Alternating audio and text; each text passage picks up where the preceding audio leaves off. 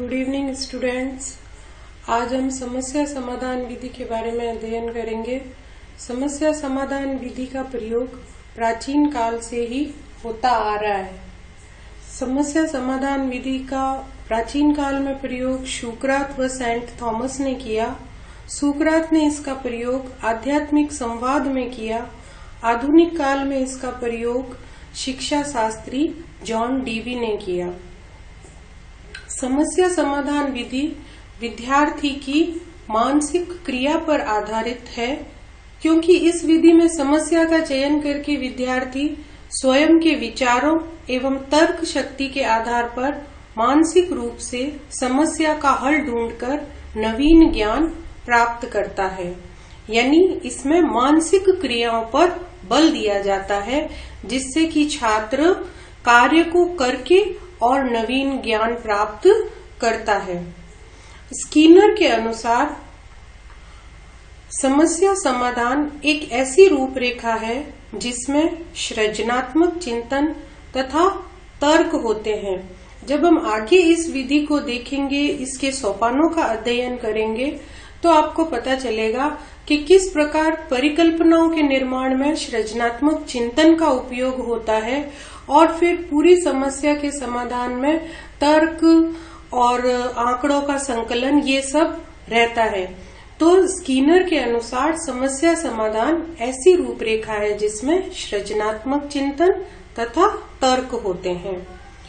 CV good के शब्दों में समस्या समाधान विधि निर्देश की वह विधि है जिसके द्वारा सीखने की प्रक्रिया को उन चुनौतीपूर्ण स्थितियों की सृजना द्वारा प्रोत्साहित किया जाता है जिनका समाधान करना आवश्यक है। यानी बालक के सामने समस्या को चुनौतीपूर्ण ढंग से प्रस्तुत किया जाता है, जिससे छात्र उस समस्या का समाधान करने के लिए प्रोत्साहित होते हैं। समस्या समाधान विधि किसी भी प्रकार की समस्या के समाधान तक पहुंचने की विधि है।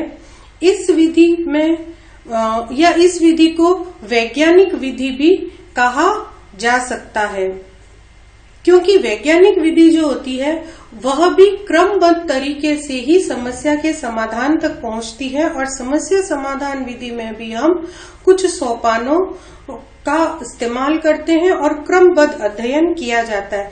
तो समस्या समाधान विधि जो है वो वैज्ञानिक विधि या अनुसंधान विधि की पर्यायवाची भी हो सकती है। समस्या समाधान विधि का जो पहला पद है वो है समस्या को पहचानना, समस्या का चयन करना। यानी विद्यार्थी एवं शिक्षक मिलकर किसी समस्या का चयन करते हैं या फिर करना चाहिए। समस्या रोजमर्रा की जिंदगी अथवा पाठ्य पुस्तक से संबंधित प्रकरण भी हो सकता है। समस्या के चयन के पश्चात समस्या को परिभाषित किया जाता है।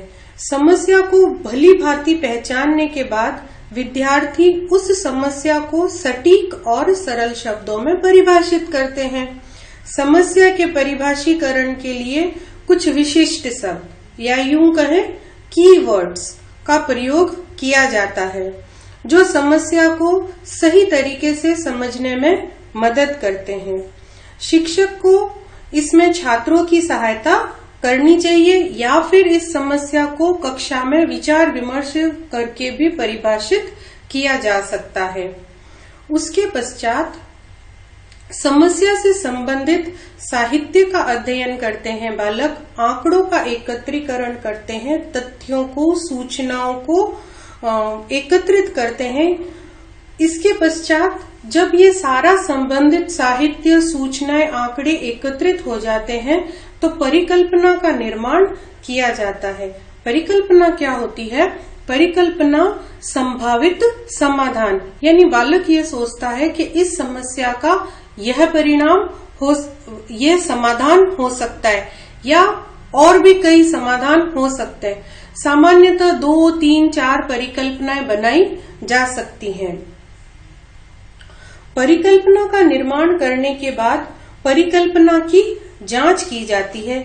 इस कार्य में शिक्षक को विद्यार्थियों की सहायता करनी चाहिए कि तथ्यों और सूचनाओं के आधार पर कौन कौन सी परिकल्पना तर्क संगत है या नहीं और कौन सी सर्वाधिक उपयुक्त है। उसके पश्चात परिणामों का व्याख्यीकरण किया जाता है, यानी इस पद में शिक्षक को विद्यार्थियों का भरपूर सहयोग करना चाहिए और किस प्रकार कौन सी परिकल्पना सही साबित हो रही है उसकी भी उचित व्याख्या करनी चाहिए। उसके पश्चात निष्कर्ष प्रस्तुत किया जाता है, यानी समस्या का हल क्या है वो बताया जाता है, निकाला जाता है। तो संबंधित समस्या से सामग्री से जो परिलक्षित होता है कि क्या निष्कर्ष निकल के आया है उसे नोट किया जाता है, उसके ऊपर रिपोर्ट बनाई जाती है, उसे व्यवस्थित किया जाता है। अब हम इसके लाभ और हानि के बारे में जान लेते हैं। समस्या समाधान विधि का जो लाभ है, विद्यार्थियों को भावी जीवन में आने वाली समस्याओं को हल करने में मदद मिलती है। तो इस कार्य का जो प्रशिक्षण है उन्हें स्कूल से ही मिलना प्रारंभ हो जाता है, क्योंकि बालकों की भी समस्याएं होती है, बड़ों की समस्याएं होती है, बच्चों की भी समस्याएं होती है। वो उन समस्याओं से जूझते हुए आगे बढ़ना सीखते हैं।